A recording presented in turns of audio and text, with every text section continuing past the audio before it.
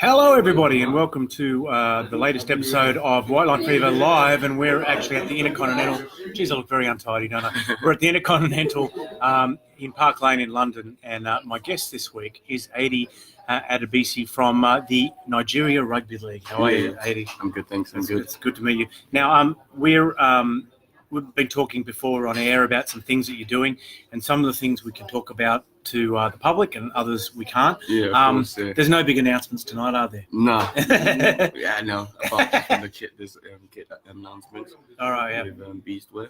All right, so you've done a kit deal with Beastwear, which is an Australian company, and they're getting out and about. They did the Albania kit, I believe. I went to the International Federation. I can take my glasses off because I don't have to.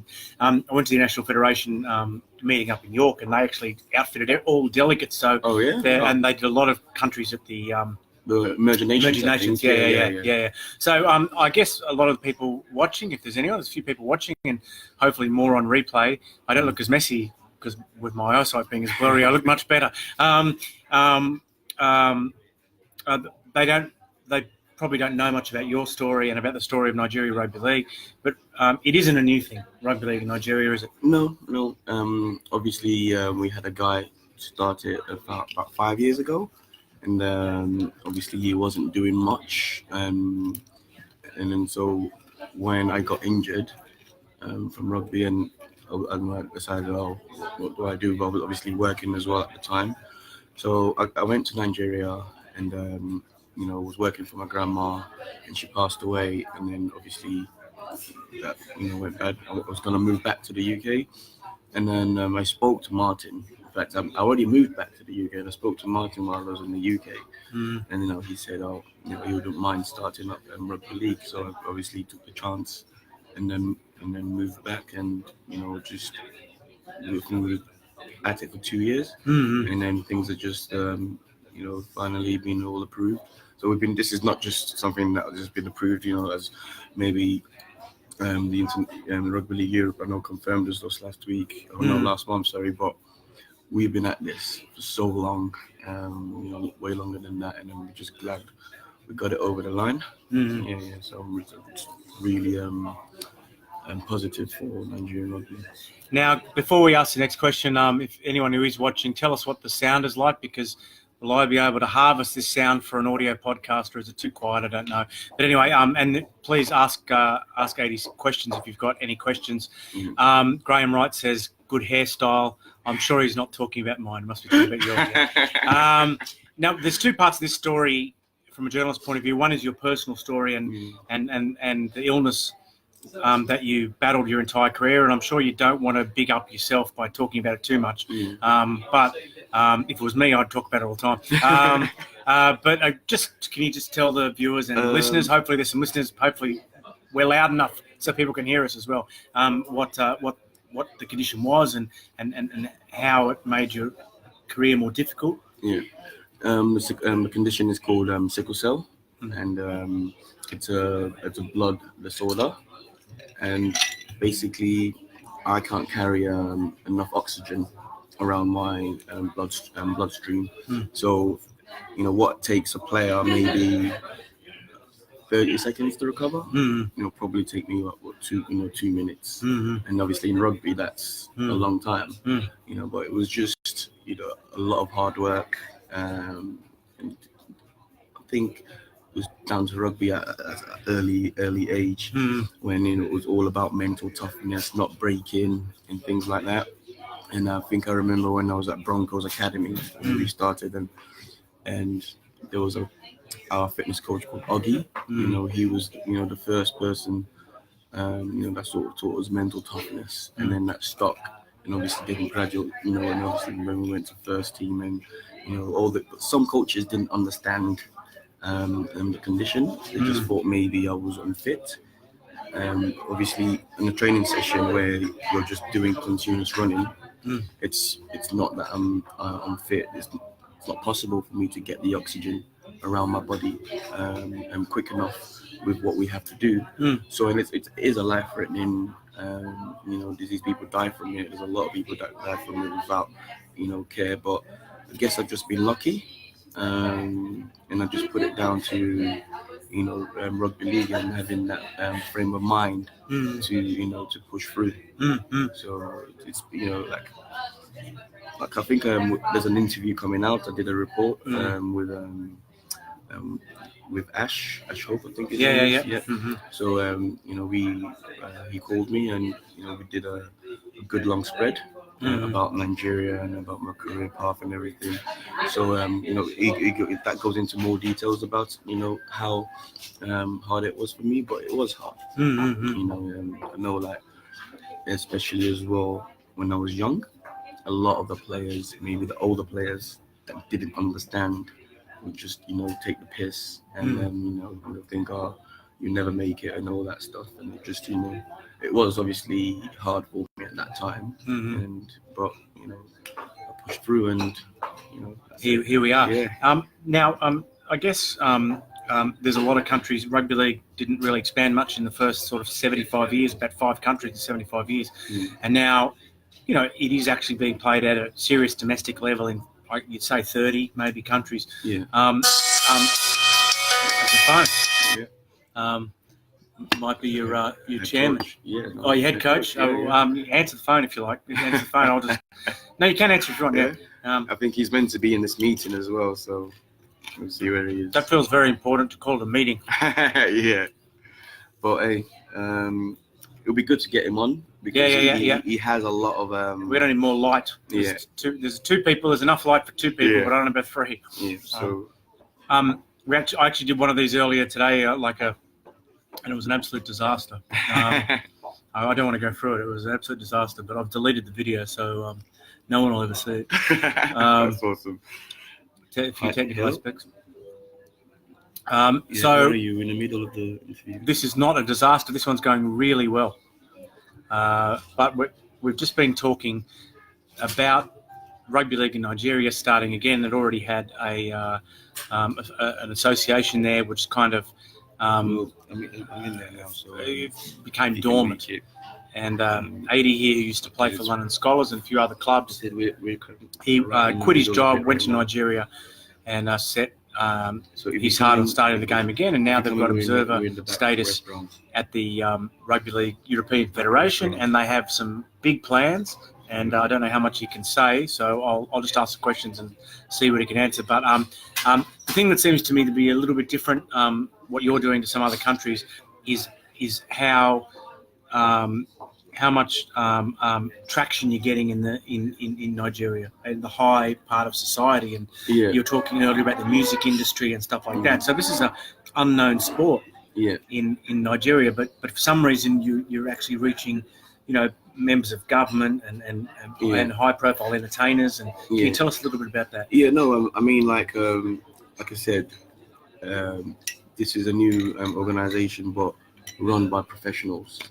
So like we have Martin Crawford, who just received an OBE for his work in Nigeria and within rugby and the community. So we have people like that, and we have Hamza Atta, who actually works within the government, the contractor, big company in Nigeria.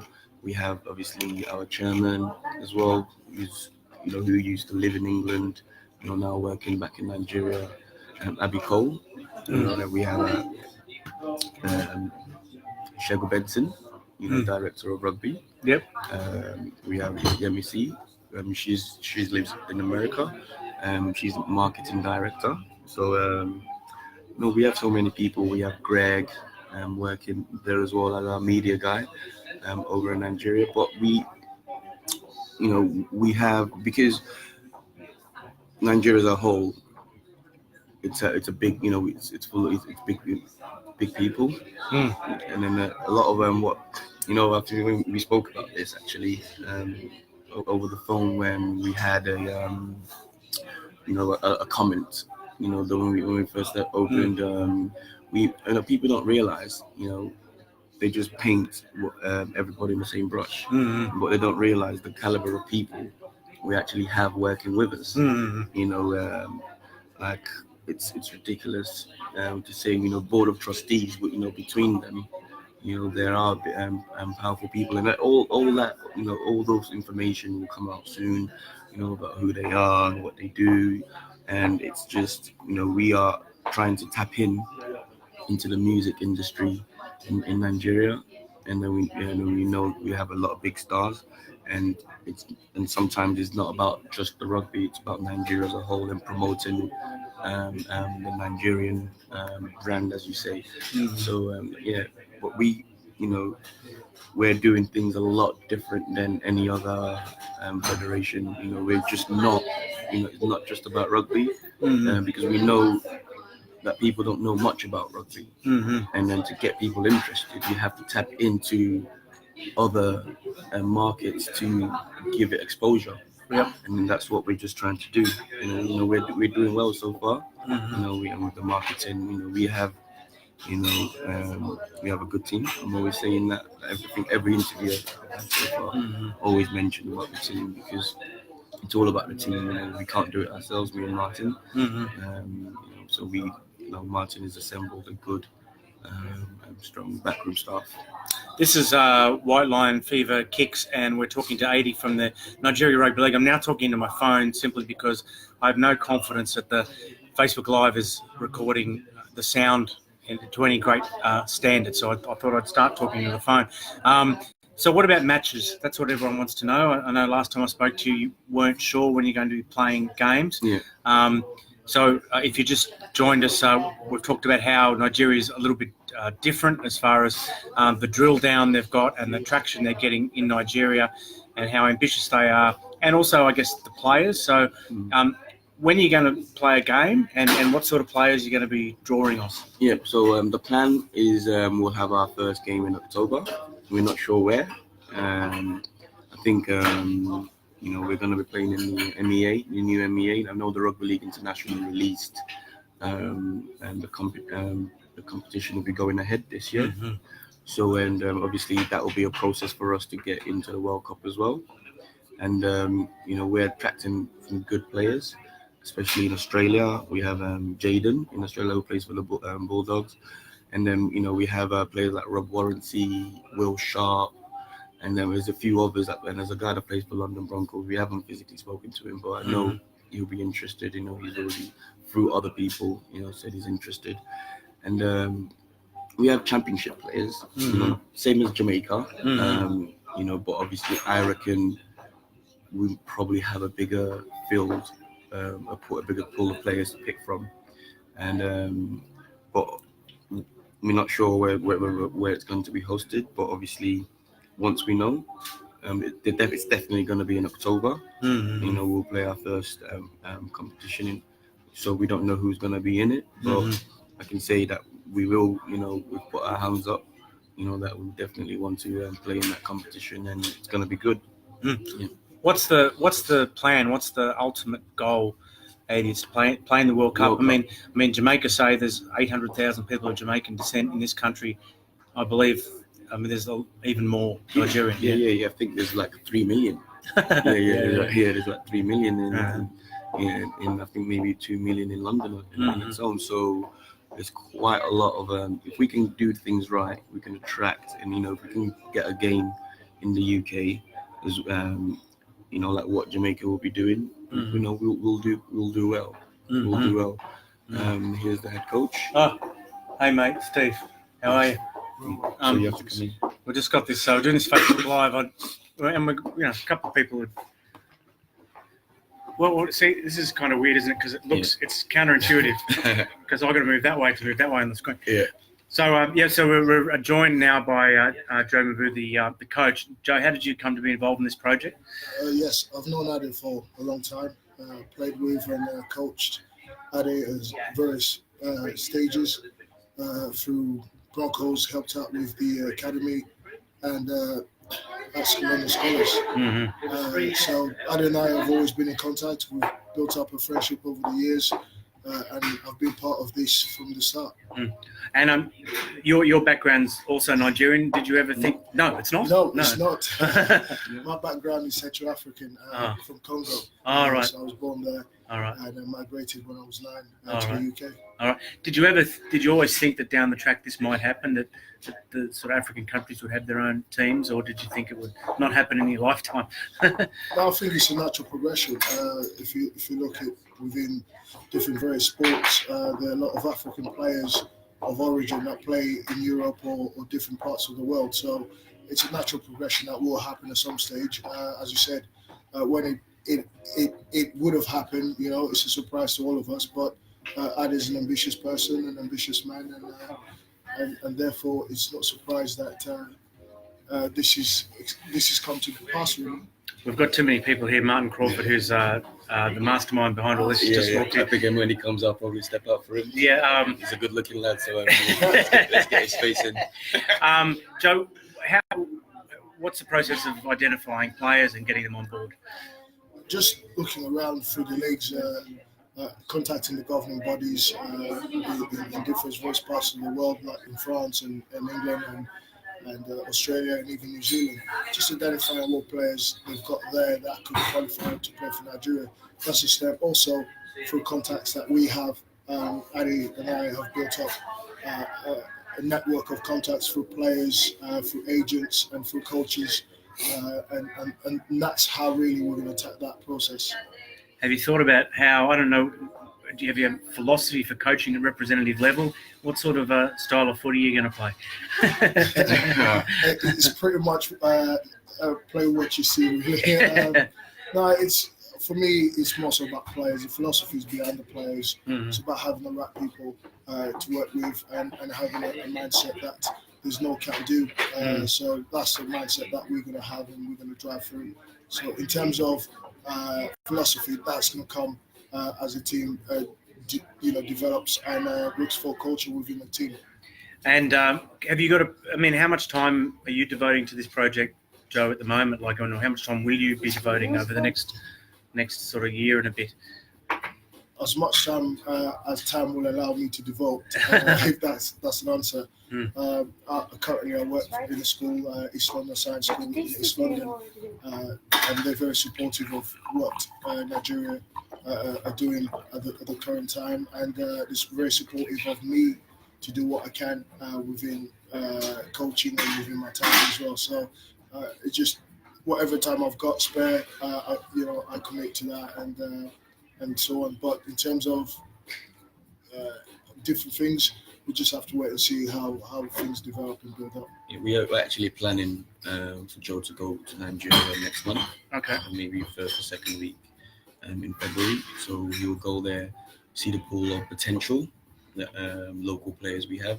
Obviously, I know we're getting players, from Australia, France, and England, but obviously we have to remember that it's all about grassroots as well. Mm-hmm. So we're not just going to make it all about the internationals. We have to put in, the local players so they know that it's not just going to be, if there's a competition, they're not just going to say, it's just going to be the international players. Mm-hmm. So we need to build a better relationships. I think we was talking about it, with other countries where other countries went wrong and, just left out the local players. But we're not going to do that. We're going to, we're going to build within and then all work together.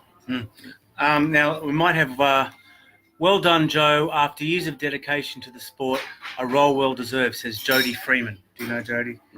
I know Jody Freeman.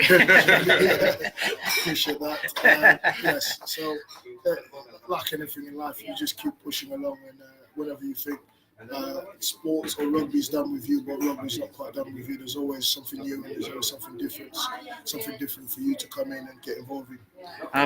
Ade, how can people help what you're doing, and what can people look forward to in the coming weeks and months and years? What can I focus on? We have a couple of news coming up. In the next, by the end of January, people will know what we're about. We just need promotion, really. We just need people to be supportive and not to be negative about what we're trying to do. Like I said, we have with Mastermind really well, not me, Martin, Mastermind a good backroom staff around us, and let us do work first before people start judging. And then once we prove people wrong, and people will realize what we're here for, for a good reason. It's just about the rugby, and we just want support. Really. Obviously, once we know where we're going to be playing, because then we're going to work on, with me, Martin, Joe, we need to sit down after this. Actually, we're gonna. This is the first time we're all getting together. It's just me and Joe meeting up. So Martin has been very busy. So once we have like a meeting, we'll know more, and then we'll put we should go through our social media as well. We're gonna put a lot of news through our social media coming soon. So maybe Martin, do you want to come around here for 1 minute? Might be a bit camera shy. Or... So this is Martin Crawford is coming around now. Yeah. This is it's kind of it's not the most it doesn't look like a TV studio. It wouldn't be mistaken for the BBC. But Martin, just quickly, could you just run through how all this started from your perspective, and what your background is? You've been out in Nigeria for 30 years, and where you see this going. I guess it's about 6 questions in one, but yeah. Yeah, sure. Well, it's when I met Ade. That's when we've got a youth program running. I live in the north of Nigeria. Let me back up a bit. So I started a youth program. We've got about nearly 2,000 kids playing rugby. Oh wow! So when Ade came along with Ade's connections with League, we saw the opportunity to, get Nigeria going on the international stage. Obviously, I'm well aware at the beginning it's going to be overseas-based players, because that's where the expertise and the talent is at the moment. But we've got 2,000 kids playing. If you can get 4,000, 8,000, 16,000, then we can connect the dots from grassroots all the way up to elite level rugby. So we've Rugby League International Federation have just created the Middle East Africa zone.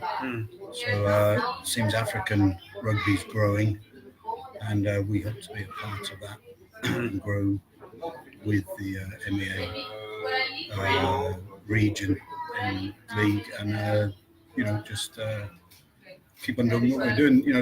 There's 118 million Nigerians, so you can imagine the potential sporting talent. So, but potential is just that. It needs to be developed. So obviously there's the technical side.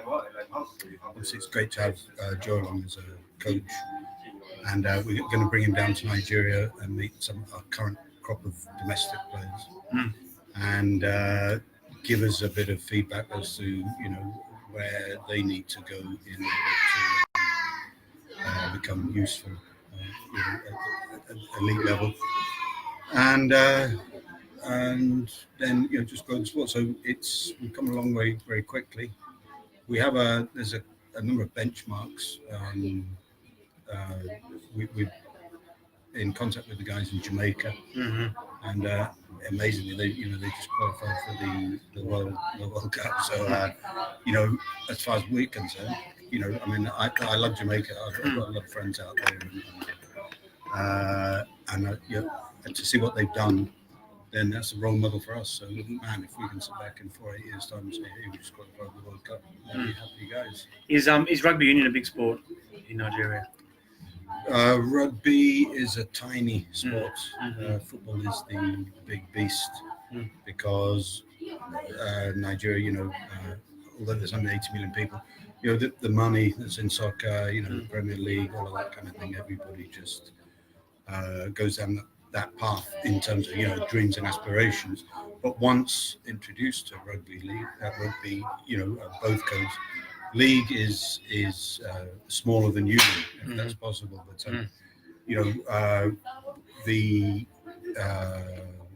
potential, to get back to that word again, is huge, of course. And all the people we've exposed to rugby, we're even working out in some villages and rural areas like that. the uptake is universal. Everybody, the whole athletic parts of it, the camaraderie, the team ethos, all that kind of stuff. That the buy-in is instant and 100%. We certainly don't get people going, a contact sport looks a bit rough for me. Everybody just loves it. I've kind of took me a while, but I kind of concluded that in a country where there's 180 million people and opportunities are scarce, there's not much room for a timid guy. Everybody's committed. Everybody grabs any opportunity, any kind of anything that comes their way. So the commitment's incredible. So we just need to, in terms of making waves internationally, we just need to uncover those kind of 1 in 1,000 athletes, equip them with the technical expertise, and see what these guys can do with them at elite level. Okay, I think we'll finish up with a bold prediction from the three of you about rugby league in Nigeria, and Martin gets the first dib, so you can't obviously Repeat. you can't repeat his. So a bold prediction about rugby league in Nigeria from the three of you. Well, if Jamaica can do it, we can do it. So World Cup qualification, not the next cycle, but the cycle after. 2029. No. Yeah. No. It's too late for 2021, right? Yeah, That's right. Yeah, the next cycle after that. 2025. Yeah. God knows what that could be in Africa. The way things are going. Yes. Okay, your turn. Well, my prediction will be that there will be some stage in the next, let's say, 5 years, a Nigerian Rugby League within the country, where there'll be a minimum of 10 teams that will competitively compete in order to give that international team a roster of players within the country that we can look to pick from. Okay. Yeah. And your last. Yeah, pretty ambitious for me. Obviously, as you know, the Rugby League International announced that the MEA will be going on this year. Mm-hmm. So for us, obviously, to enter for it and hopefully to get into the final, and obviously to show people it's not just football that Nigeria is good at. We have good athletes, and then we can turn around into good rugby players. Well, guys, I'm sure I don't think many people watching live because they didn't even know this was on, but there'll be a few people listening and watching, hopefully on replay, and I'm sure they all think that congratulate you on all the work you're doing.